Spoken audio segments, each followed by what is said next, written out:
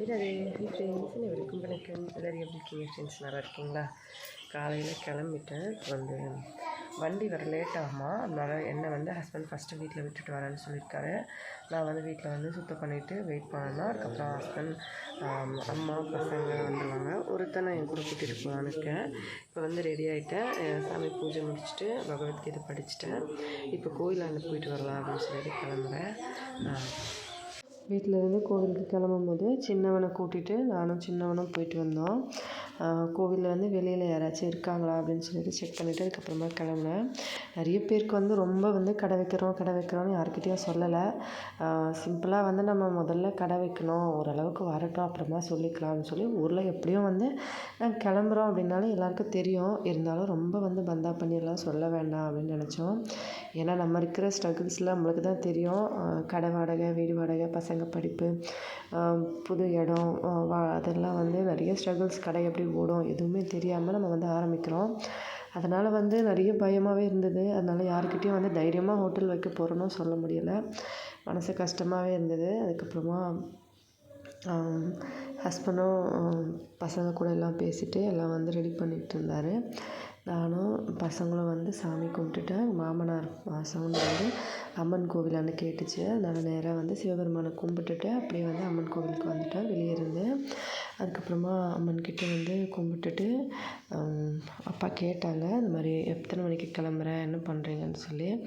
அப்பா வந்து கோவிலேருந்து எப்போவுமே காலையில் 4 மணிக்கு கோவிலான்னு வந்தாங்கன்னா வீட்டுக்கு ஒரு 10 மணி ஆகிடும், 9, 10 மணி. அதனால் வந்து சரி அவர் எத்தனை மணிக்கு கிளம்புறீங்க என்னன்னு சொல்லி கேட்டுட்டு இருந்தார். வந்து மனசே சரியில்லை, உம்மன் இருக்க மாதிரி இருந்துச்சு. அதுக்கப்புறம் சாமியோட பூ, குங்குமம் எல்லாம் கொண்டு வந்து கொடுத்தாரு. சாமி கோவிலுக்கு கும்பிட்டுட்டு சாமியை சுற்றி 4 பக்கம் சாமி கும்பிட்டுட்டு அதுக்கப்புறமா வந்து பூ வாங்கிட்டு அப்பாக்கிட்ட அப்படியே ஆசீர்வாதம் வாங்கிட்டு வந்தோம். கோவிலில் வந்து பெரிய காலில் விழக்கூடாது, அதனால் வெளியில் வந்து காலில் விழுந்துட்டு அதுக்கப்புறமா அங்கேருந்து வந்து சிவபெருமான் கோவிலில் கும்பிட்டுட்டு வரலாம் அப்படின்னு சொல்லி. அப்பா வந்து ஏதோ யோசிச்சுக்கிட்டே இருக்க மாதிரி தோணுச்சு. ஆனால் நல்லா தெரியுது என்ன யோசிப்பாங்கன்னு சொல்லி.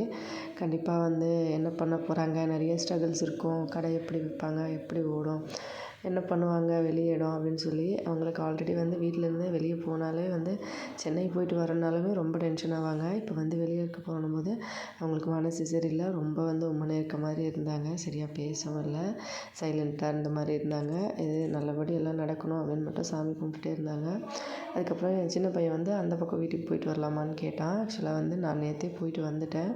எனக்குமே வந்து உடம்பு கொஞ்சம் சரியில்லை, அதனால் வேணாம் கிளம்பலாம் அப்படின்னு சொல்லிட்டு நான் வந்து வந்துட்டேன்.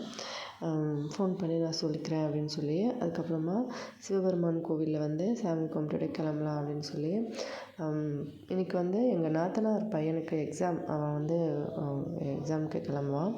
அது அவன் கூட படிக்கிற பசங்களாம் வந்து எக்ஸாம் போகிறாங்க அப்படின்றதுனால கோவிலில் வந்து சாமி கும்பிட்டுட்டு அந்த பையன் வந்து கதவு சாத்திட்டு கிளம்புனான். அதுக்கப்புறம் அவன் கிளம்புன அப்புறமா நானும் வந்து போய் சாமி கும்பிட்டுட்டு அதுக்கப்புறம் ஃபோன் வந்து சின்னவன் பிடிச்சிட்டு இருந்தான். கொஞ்சம் நேரம் ஏதோ வீடியோ எடுக்கிற சொன்னேன். நான் வந்து சாமி கும்பிட்டுட்டு கோவில் வந்து சுற்றி காமிச்சிருந்தான். இதுதான் சிவபெருமான் கோவில். அதுக்கப்புறமா வெளியில் வந்து ஃபோன் என்னமோ பண்ணி இந்த பக்கம் அந்த பக்கம் திருப்பி வச்சுருக்கான். ஆக்சுவலாக வந்து கோவில்லேருந்து ஒடிஷாவில் வந்து இங்கே எங்கள் ஊரில் அம்மன் கோவில்லையும் சிவபெருமான் கோவில்லையும் என்ன சொல்லுவாங்கன்னா, சாமி கும்பிட்டு அப்புறமா அப்படியே சாமியை பார்த்த மாதிரியே பின்னாடியே வந்து நம்ம வெளியில் வரணும் அப்படின்னு சொல்லுவாங்க. திரும்பி வந்து முதுகை காட்டிட்டு வரக்கூடாது அப்படின்னு சொல்லுவாங்க. அதனால் வந்து எப்போவுமே அதே மாதிரி தான் வந்து போயிட்டு வர்றது, சாமி கும்பிட்டுட்டும் வர்றது. அதுக்கப்புறமா வீட்டுக்கு வந்தேன். வீட்டுக்கு வரும்போது எங்கள் நாத்தனார் பையன் வந்து எத்தனை மணிக்கு கிளம்புவீங்கன்னு சொல்லி கேட்டுட்டு அவன் வந்தான். சாமி கும்பிட்டுட்டு வருவான். அப்புறமா வந்து எல்லாருக்கிட்டையும் ஆசீர்வாதம் வாங்கிட்டு கிளம்புவான். வீட்டுக்கு வந்தால் மனசே சரியில்லை. நான் வந்து அழுதுட்டேன். ஹஸ்பண்ட் வந்து சரி அழாத அப்படின்னு சொல்லிட்டு இருந்தார். இல்லைங்க, எவ்வளோ கஷ்டப்பட்டு வீடு கட்டியிருக்கோம், அப்படி விட்டுட்டு நம்ம அங்கே போயிருந்தோம்னா வீடு என்ன பண்ணுவாங்கன்னு தெரியல அப்படின்னு சொல்லி நம்ம வெளியில் போயிட்டு ஏதாவது பண்ணணும்னு நினச்சி ஒரு முடிவுக்கு வந்துட்டோம். அதுக்கப்புறம் நம்ம என்ன பண்ண முடியும், கண்டிப்பாக வந்து போய் தான் ஆகணும். அங்கே நம்ம ஸ்ட்ரகிள் பண்ணி தான் ஆகணும். அதுக்கப்புறமா நம்ம வீடு விட்டுட்டு போகிறோம்னு நினச்சோம்னா எல்லாம் எப்படி நடக்கும் அப்படின்னு சொல்லி சொன்னார். எல்லாம் பேக்கிங்லாம் முடிஞ்சது. காலையில் வந்து கஞ்சி சாதமும் பட்டாணி குழம்பு நான் எதுவுமே செய்யலை. பட்டாணி குழம்பும் வடையும் வந்து கடையில் வாங்கிட்டு வந்தான் பையன், போயிட்டு வாங்கிட்டு வந்தான். எங்கள் மூத்தார் பையன், எங்கள் சின்ன ஒரு குட்டி பையன் அவங்களும் உட்காந்துட்டு இருந்தாங்க, அவங்களுக்கும் கொடுத்தேன். ஆக்சுவலாக இத்தனை நாள் வீடியோஸில் பார்த்துருப்பீங்க, எப்போவுமே வந்து எங்கள் மூத்தார் பையன் வரமாட்டான். ஏதாவது சம்டைம் வந்து ஸ்பெஷல் ஏதாவது வந்து ஒரு ஃபெஸ்ட் மாதிரி பண்ணுறாங்க, எங்கேயாவது கிளம்புறாங்கன்னா ஏதாவது ஒரு வேலைன்னா மட்டும்தான் வருவான். நீங்கள் நிறைய வீடியோஸில் பார்த்துருப்பீங்க. எப்போவுமே அவன் இது வரைக்கும் எங்கள் வீட்டில் மோஸ்ட்லி வந்தது கிடையாது. நேற்று வந்து சமையல் பண்ணனால நேற்று வந்திருந்தான். இன்றைக்கி அதே மாதிரி வந்திருக்கான். ஏதாவது வேலைனா மட்டும்தான் வருவான். கேஸ் வந்து இன்னும் கழட்டல. ஹஸ்பண்ட் வந்து கழட்டுவார். இப்போ வந்து கொஞ்சம் பாத்திரம் வீட்லேயே வச்சுருந்தோம். நம்ம வந்து எப்பயாச்சும் வந்து வீட்டுக்கு வரும்போது நமக்கு தேவைப்படும், சமைக்கலாம், ஏதாவது பண்ணலாம் அப்படின்னு சொல்லிட்டு. அடுத்த மாதம் வந்து திருவிழா இருக்குது. திருவிழாவுக்கு கண்டிப்பாக வருவோம். அப்போ வந்து தேவைப்படும் இல்லையா, அதனால் வச்சுருந்தோம்.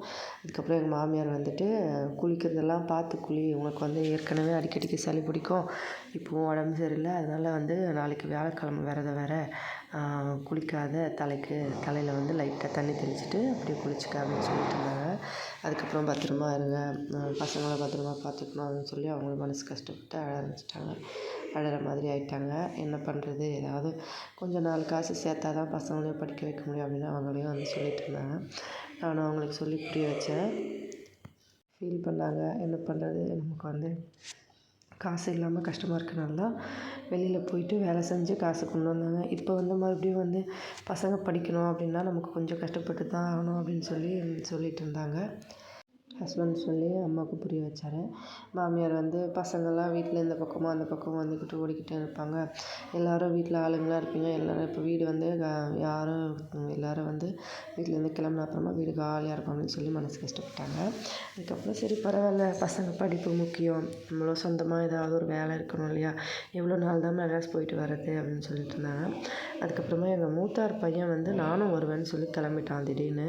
நான் வந்து இப்போ எதுக்கு, எங்கள் மூத்தார் வந்து உடனே வந்து ஏன் அவன் ஏன் போகக்கூடாது, அவனும் வருவான் அப்படின்னு சொன்னார். டிரைவர் வந்து ஹஸ்பண்டோட ஃப்ரெண்டு, இந்த வண்டி அவங்களோட தான், கிளாஸ்மேட்டு. அவர் வந்து முன்னாடி உட்கார இடம் பத்தாது, ஏன்னா அம்மா உட்காருவாங்க, பசங்க பெரியவங்க உட்காருவான், இடம் கரெக்டாக இருக்கும்னு சொன்னாக்கா, சரி போயிட்டு சுற்றி பார்த்துட்டு வந்துட்டோம் அப்படின்னு சொல்லி அவன் வரேன்னு சொல்கிறான். அப்புறம் ஏன் வேலை சொல்கிறேன்னு சொல்லிட்டு அவங்க வந்து சொன்னாங்க. சரி ஹஸ்பண்டும் வந்து சரின்னு சொன்னார். அவங்க எதுவும் வேண்டாம்னு சொல்ல முடியாது. அதுக்கப்புறம் சின்னவன் நானும் ஹஸ்பண்டும் வந்து வண்டியில் வரத்துக்கு ரெடி பண்ணிகிட்டு இருந்தோம். எல்லாமே எடுத்து உள்ளே வச்சாச்சு. ஹஸ்பண்ட் வந்து பெரியவன் சைக்கிள் எடுத்து வைக்க சொன்ன உடனே அப்பாக்கிட்ட வந்து இல்லைப்பா, அப்பா வச்சுக்கிட்டோம் பெரியவன் சைக்கிளை, அப்பா வந்து கோவிலில் பூஜை பண்ணுறதுக்கு சைக்கிள், அப்பாவோட சைக்கிள் உடஞ்சிருக்கு, அதனால் அப்பா வச்சுக்கிட்டோம், பெரியவனுக்கு சைக்கிள் வேண்டாம், நம்ம இருக்க அங்கே சிட்டி இடம் தான், எங்கே ஓட்ட போகிறான், வேண்டாம் அப்படின்னு சொன்னார். நான் வந்து சும்மா வெளியிலையாச்சும் ஓட்டுவேன் இல்லைங்க அப்படின்னா, இல்லை பரவாயில்ல, அப்பாவுக்கு வந்து சைக்கிள் இல்லை, அப்பா சைக்கிள் உடஞ்சிருச்சு, கோவிலில் போயிட்டு வேலை பார்க்குறாங்க அப்படின்னு சொல்லிட்டு சொன்னார். நானும் சரிங்கப்பா, சரி கொடுத்துருங்க அப்படின்னு சொன்னேன். அப்பாவுக்கு வந்து என் பெரிய பையனோட சைக்கிளை கொடுத்துட்டாங்க. அப்பாவும் வந்து வேறு இன்னொரு கோவிலுக்கு கிளம்புனாங்க. அதுக்கப்புறம் நான் வந்து எங்கள் மூத்தார் அங்கே நின்றுட்டு இருந்தார். நான் தூரமாக வந்து அவங்க காலில் விழுந்தேன். ஏன்னா பக்கத்தில் போய் விழக்கூடாதுனால மாமியார் காலில் விழுந்துட்டு அதுக்கப்புறமா கிளம்புனோம். பசங்கள்லாம் வந்து நின்றுட்டு இருந்தாங்க. ஆக்சுவலாக நான் ஃபோன் வந்து கையில் வச்சுட்டு வீடியோ எடுக்கிறதே தெரியாமல் தான் எடுப்பேன். எப்போவுமே வந்து எங்கள் மூத்தார் அங்கே நின்றுட்டு இருந்தாங்க இல்லையா, அதனால். அதுக்கப்புறமா எப்போவுமே வந்து வண்டியில் கொஞ்சம் பெட்ரோல் வந்து கிராமம் ஏரியா அப்படின்றதுனால சம்டைம்ஸ் வந்து எண்ணெய் பத்தலைன்னா எப்படின்னு சொல்லிட்டு எப்போவுமே வந்து 1/2 லிட்டரோ 1 லிட்டரோ வந்து வண்டிக்குள்ளே ஸ்டாக்லேயே இருக்கும். இப்போ வந்து கம்மியாக தான் இருக்குது, அதனால் இதை போட்டுடலாம் அப்படின்னு சொல்லிட்டு ஹஸ்பண்ட் போட்டுட்டு அதுக்கப்புறமா கிளம்பலாம் அப்படின்னு சொல்லிட்டு கிளம்புனோம். ஹெல்மெட் வந்து வண்டிக்குள்ளே வைக்க சொன்னேன். டாடா ஏஸில் பையன் வந்து ஹெல்மெட்டில் அங்கே வைக்காமல் இங்கேயே வச்சுட்டு இருக்கான் கையில். நான் ஏன்னா புவனேஸ்வர் போகிறோன்னு நினச்சிக்கிட்டு கையில் வச்சுட்டு இருந்தான். அதுக்கப்புறமா சரி வெயிலாக இருக்குது, தலையில் மாட்டிக்கிறேன்னு சொல்லிட்டு மாட்டிக்கிட்டான். அதுக்கப்புறம் இங்கேருந்து கிளம்பிட்டு அங்கே கரெக்டாக வந்து 12:09க்கு தான் கிளம்புனோம். இன்றைக்கி வந்து ஜெகநாதர் சுவாமியோட ஒரு பூஜை நாள், அதனால் வந்து அதாவது புதன்கிழமை அந்த டைமிங் வந்து சொல்லியிருந்தாங்க 12:09லேருந்து 1:45க்குள்ளே எல்லா நல்ல விஷயங்களும் பண்ணலாம் அப்படின்னு சொல்லி. அதனால் வந்து அந்த நேரத்தில் கிளம்பிட்டு அதுக்கப்புறம் எங்கள் மாமியார்கிட்ட சொல்லிவிட்டு பத்திரமா இருங்கம்மா, பத்திரமா போயிட்டு வரோம் அப்படின்னு சொல்லிட்டு கிளம்புனோம். அங்கேருந்து கிளம்பிட்டு நல்ல உச்சி வெயில், கரெக்டாக 12 மணி. கிளம்பும்போது வந்து மனசே சரியில்லை, ரொம்ப நேரம் வந்து வண்டியில் அழுதுகிட்டே வந்தேன். ஹஸ்பண்ட் வந்து சரி அழாத என்ன பண்ணுறது அப்படி தான் சொல்லி புரிய வச்சார். ஏன்னா வந்து வீடுக்கு எல்லா பொருட்களும் வந்து என்னோடய ஜுவல்ஸ்லேருந்து ஹஸ்பண்ட் சேவிங்ஸு, வண்டி எல்லாமே வந்து நம்ம இது பண்ணி தான் வீடு வந்து கட்டினதுனால அந்தளவுக்கு வந்து மனசில் ஒரு சந்தோஷம் இல்லை, ஒரு மாதிரி இருந்துச்சு. அதுக்கப்புறமா வந்து வந்துட்டோம். வழியில் வந்து பையனுக்கு ஜூஸ் வாங்கி கொடுத்துட்டு அதுக்கப்புறமா வந்து வீட்டுக்கு வந்தாச்சு. இதுதான் புது வீடு. ஆக்சுவலாக மேலே வீடு தான், ஃபஸ்ட் ஃப்ளோரில். ஹவுஸ் ஓனர் அங்கே நின்றுட்டு இருந்தாங்க. பையன் வந்து அந்த ஸ்கேட்டர் மட்டும் எடுத்துகிட்டு வந்தான், சைக்கிள் வந்து மாமனாரை கொடுத்துட்டதுனால. சின்ன சைக்கிள் வந்து சின்னவன் கொண்டு வந்தான். எங்கள் மூத்தார் பையனும் வந்திருந்தான். அவன் வந்து அதே வண்டியில் வந்து கிளம்பிடுவான். அதே வண்டியில் கிளம்பிடுவாங்க. சரி எல்லாத்தையும் எடுத்து வச்சுட்டு இருந்தாலும் எல்லோரும் சேர்ந்து எடுத்து வச்சுட்டு அதுக்கப்புறமா வந்து ஹோட்டலில் ஹஸ்பண்ட், பசங்க, டிரைவர், மூத்தார் பையன் அவங்கள மட்டும் சாப்பிட்டுட்டு நான் வந்து வர சொன்னேன். ஹஸ்பண்ட் என்னையும் கூப்பிட்டாரு. நான் வேண்டாங்க எனக்கு பசிக்கலன்னு சொல்லிட்டேன். ஆக்சுவலாக என்னன்னு தெரியல, மனசே சரியில்லை, பசிக்கவும் இல்லை. அதோட கூடவே ஹோட்டலில் முதல் வீட்டுக்குள்ளே வந்தோடனே ஹோட்டலா அப்படின்னு சொல்லிட்டு மனசு ஒரு மாதிரியாக இருந்துச்சு. அதான் வந்து எல்லா வேலையும் முடிஞ்சுது. பாத்திரமெல்லாம் அடுக்கி வச்சு, மசாலாலாம் அடுக்கி வச்சு, எல்லா வேலையும் ஃப்ரிட்ஜு வச்சு, பாத்திரம் வச்சு இந்த சாமி பூஜைக்குள்ள ஒரு வேலை எடுத்துருக்காரு. ஃபேன் ஒன்று வாங்கிட்டு இருந்தோம் புதுசாக. அப்புறம் சாமி பூஜை பண்ணிவிட்டு நம்ம வந்து சமையல் பண்ணுவோம். டைம் வந்து 7 மணி ஆகுது. இன்னும் நான் ஃப்ரெஷ்ஷப் ஆகலை. ஃப்ரெஷ்ஷப் ஆகிட்டு சாமி பூஜை பண்ணிவிட்டு அதுக்கப்புறம் தான் சமைக்க போகிறேன். கண்டிப்பாக புது வீடியோ முழுசாக இன்னொரு நாளைக்கு வீடியோ எடுத்து அப்லோட் பண்ணுறேன். நிறையா சாப்பிட்டு சந்தோஷமாக